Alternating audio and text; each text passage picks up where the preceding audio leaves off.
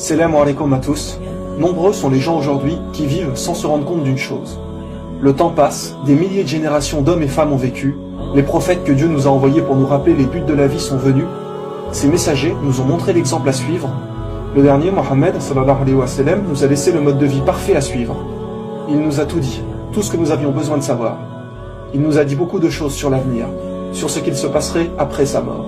Il nous a prévenus sur les dangers qui viendraient inévitablement, de manière à ce que les musulmans soient prêts et ne soient pas surpris, qu'ils savent à quoi s'attendre pour rester fermes dans leur foi.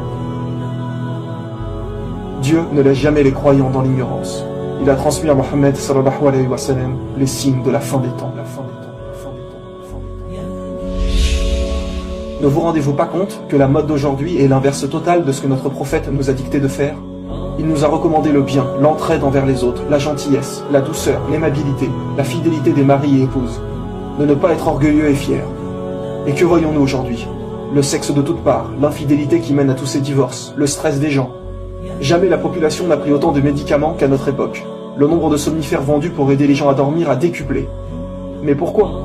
Allah ne nous a pas créés pour passer notre temps à autant travailler, à vouloir avoir autant de désirs matériels qui nous obscurent l'esprit. Les gens sont stressés à cause de leur volonté à gagner toujours plus d'argent. Les jeunes perdent leur santé aujourd'hui à gagner de l'argent pour ensuite la dépenser plus tard afin de retrouver leur santé. Mes frères et sœurs, les meilleures choses, Dieu nous les a données. L'islam, la santé, un mari, une femme, des frères et sœurs, etc. Regardez les gens aujourd'hui, ils se mettent en colère très rapidement. Les films d'aujourd'hui vous montrent que l'homme fort, c'est celui qui est musclé et qui frappe tout le monde, que la femme bien, est celle qui pèse 50 kilos et qui montre son corps à tous les hommes. N'avez-vous pas l'impression d'être des objets? Le prophète Mohammed a dit, le véritable homme fort, c'est celui qui sait contrôler sa colère. L'homme fort, c'est celui qui, quand il a l'occasion de pouvoir frapper quelqu'un, de se venger de quelque chose, il sait se contrôler et ne le fait pas. Peu de gens sont capables de ça aujourd'hui. Qui sait contrôler ses colères? Quelle femme ou homme, lorsqu'il est énervé, est capable de se calmer comme ça? Un homme est venu voir le prophète et lui a demandé un conseil. Et celui-ci a répondu, ne te mets pas en colère. Plusieurs fois l'homme a reposé la question, et à chaque fois le prophète lui a répondu la même chose, ne te mets pas en colère. Écoutez bien cela, mes frères et sœurs. Le messager d'Allah, que la paix et les bénédictions d'Allah soient sur lui, a dit, celui qui est facile à vivre, calme et doux, Allah lui interdit l'entrée en enfer. Le messager d'Allah a également dit, le bon comportement est la meilleure chose qui ait été donnée aux gens.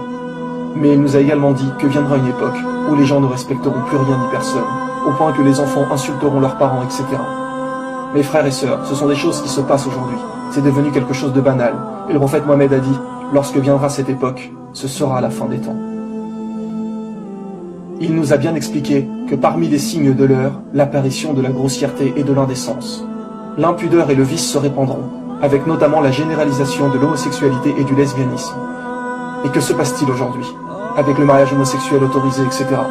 Ils banalisent de plus en plus ces actes, de manière à ce que cela paraisse normal aux gens.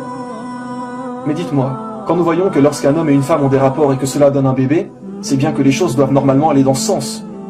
Car deux hommes et deux femmes peuvent faire ce qu'ils veulent, ils n'obtiendront jamais un enfant.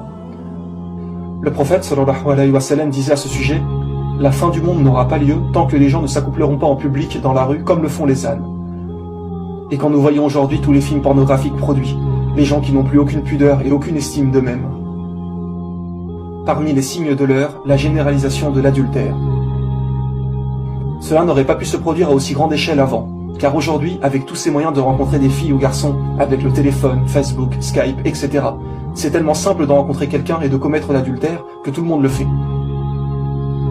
Il nous est dit, les femmes seront dévêtues tout en étant habillées. Inutile de trop développer cela, nous le voyons tous les jours aujourd'hui. Toutes ces femmes en tenue très courte et serrée, parfois transparentes. Nous croisons aujourd'hui des femmes en plein hiver avec des mini-jupes. Ils ne se soucient que d'une chose, attirer le regard des hommes. Certains vêtements sont tellement moulants que c'est presque une deuxième peau. Il y aura également à la fin des temps beaucoup d'actes de fornication. Tous les gens coucheront sans être mariés, juste pour le plaisir et s'amuser. Revenez un peu avant. Les gens attendaient presque toujours d'être mariés avant d'avoir des rapports. Les hommes détestaient les femmes qui n'étaient pas vierges. C'était une honte avant de faire cela avant le mariage. Aujourd'hui, il est devenu très difficile de pratiquer correctement sa religion. Les jeunes femmes n'ont pas le droit de porter le voile dans les écoles, on trouve du porc dans de nombreux aliments, les musulmans se font critiquer de partout, etc. Et le prophète a dit, à l'époque de la fin des temps, pratiquer sa religion sera aussi difficile que de tenir une braise dans sa main. Il a dit également que celui qui voudrait pratiquer l'islam avec beaucoup d'assiduité sera considéré comme quelqu'un d'extrémiste. Quand aujourd'hui, vous ne voulez pas écouter de musique, pas boire du tout d'alcool, toujours manger halal, ne pas fréquenter de mauvais endroits, les gens disent très souvent, doucement, il ne faut pas en faire trop non plus, ne sois pas extrémiste. Eh bien ça, mes frères et sœurs, notre prophète nous l'avait bien également prédit. Parmi les signes de la fin du monde, on accusera l'honnête de trahison et on fera confiance aux traîtres.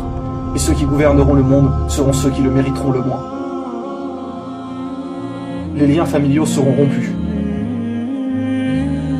Quand l'homme obéira à sa femme et se montrera irrespectueux à l'égard de sa mère, quand il favorisera son ami et s'éloignera de son père. Nous le voyons également tous les jours, malheureusement. Les forces de police et de sécurité se multiplieront. Nous voyons